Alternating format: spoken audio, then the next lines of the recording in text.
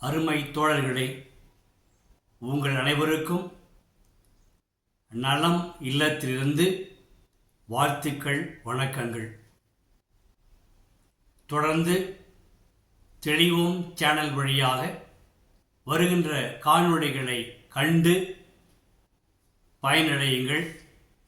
பிறருக்கும் பகிர்ந்து குடியேற்ற போதையற்ற நலவாழ்விற்கு உதவிடுங்கள்.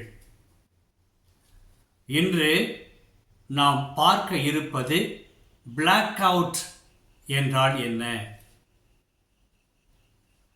அதாவது நாம் பார்க்கின்ற காட்சிகள், பேசுகின்ற வார்த்தைகள், நாம் செய்கின்ற செயல்கள் அனைத்துமே நம்முடைய மூளையில் பதிவாகிக் கொண்டே இருக்கிறது. ரெக்கார்டிங் ஆயிட்டு இருக்கும். அப்போ தேவைப்படுகிற பொழுது ஒரு நாளோ ஒரு வாரமோ ஒரு மாதமோ ஒரு சில மாதங்களுக்கு பிறகு கூட நாம் நினைவை பயன்படுத்தி அந்த நினைவு கிடங்கிலிருந்து எடுத்து பார்க்க முடியும், பேச முடியும். இது நினைவாற்றல். ஒருவர் தொடர்ச்சியாக குடிக்கிற பொழுது, அளவுக்கு அதிகமாக எல்லை மீறி மது அருந்தும் பொழுது, அல்லது அவசரமாக குடிக்கிற பொழுது ஆல்கஹாலின் அளவு அந்த நபரின் இரத்தத்தில் அளவுக்கு அதிகமாக ஏறி அவருடைய நினைவாற்றலை தடை செய்யும். இந்த நிலை மருத்துவத்தில் டிஃபெக்டிவ் கான்ஷியஸ்னஸ் என்று தெரிவிக்கிறார்கள். இந்த அளவுக்கு அதிகமான போதை ஏறிய நிலையில் அந்த பதிவாகின்ற நினைவுகள் எல்லாம் ஜாம் ஆகிவிடும், நின்று போய்விடும், தடைபட்டுவிடும். அப்ப தொடக்கத்தில் அவர் குடிக்க மது எடுக்க ஆரம்பிக்கிறார். அப்போ அவருக்கு நினைவு இருக்கிறது, எங்க இருக்கிறோம், யார் இருக்கிறார்கள் என்றெல்லாம் பதிவாக இருக்கும், அவருக்கு தெரியும். ஆனால் கொஞ்ச நேரத்தில் அவருடைய நினைவெல்லாம் பதிவாகுவது நின்றுவிடும். அதற்கு பிறகு அவர் தொடர்ந்து பேசுவார், மற்றவரோடு சிரிப்பார், கலந்துரையாடுவார், விவாதம் செய்வார், நடப்பார், பைக் ஓட்டுவார், சைக்கிள் ஓட்டுவார், கார் கூட ஓட்டுவார், எல்லாம் நடக்கும்.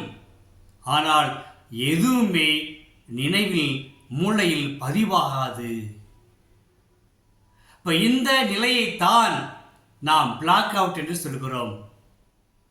காலையில் தூங்கிடுறாரு, காலையில் எழுந்தவுடன் அவர் நினைவெடுத்து பார்க்கிற பொழுது எங்கோ சென்றோம், பேசினோம், தொடங்கினோம், அதற்கு பிறகு எதுவும் பதிவாகவில்லை. எதுவுமே அவரால் நினைவில் கொள்ள முடியாது, நினைவெடுத்தும் பார்க்க முடியாது. அந்த நிலையில் அவர் யார்கிட்ட என்ன பேசினார், என்ன வாக்குவாதத்தில் ஈடுபட்டார், யார்கிட்ட சண்டை போட்டார், எப்படி வந்து சேர்ந்தார் எல்லாம் ஒன்றுமே பதிவாகாது. ரொம்ப குழம்பி போய்விடுவார். இது பல சிக்கல்களை உருவாக்கும். குடும்பத்தில் சிக்கலை உருவாக்கும். போன இடத்துல சண்டை ஏற்படலாம், சச்சரவு ஏற்படுத்தலாம். இவரை யாரையாவது அடித்திருப்பார், அல்லது இவரை யாராவது அடித்திருப்பார்கள், கீழே விழுந்திருப்பார், வண்டி எங்கே விட்டுன்னு தெரியாது. இப்படி பல சிக்கல்களை இந்த பிளாக் அவுட் என்ற நிலை உருவாக்கும். எனவே அன்பர்களே, கவனமாக இருப்போம். மது போதை நம்மை ஒரு நாளும் வாழ வைக்காது. அது நம்மை வாழ்வை அழிக்கும், குடும்ப வாழ்வையும் அழிக்கும், குடும்ப வாழ்வை சீர்குலைக்கும், சொல்லன்னா பிரச்சனைகளை கொண்டு வரும். எனவே மதுவை, போதையை முற்றிலுமாக தவிர்ப்போம். பிறரையும் போதையை, மதுவை தவிர்த்து வாழ உதவிக்கரம் நீட்டுவோம். அதைதான் நம்முடைய நலம் கவுன்சிலிங் சென்டர் இங்கு செய்து கொண்டிருக்கிறது. பிறருக்கு போதையற்ற மதுவற்ற வாழ்க்கை வாழ நாம் கருவிகளாக செயல்படுவோம், உதவிடுவோம். மீண்டும் சந்திப்போம். நன்றி, வணக்கம்.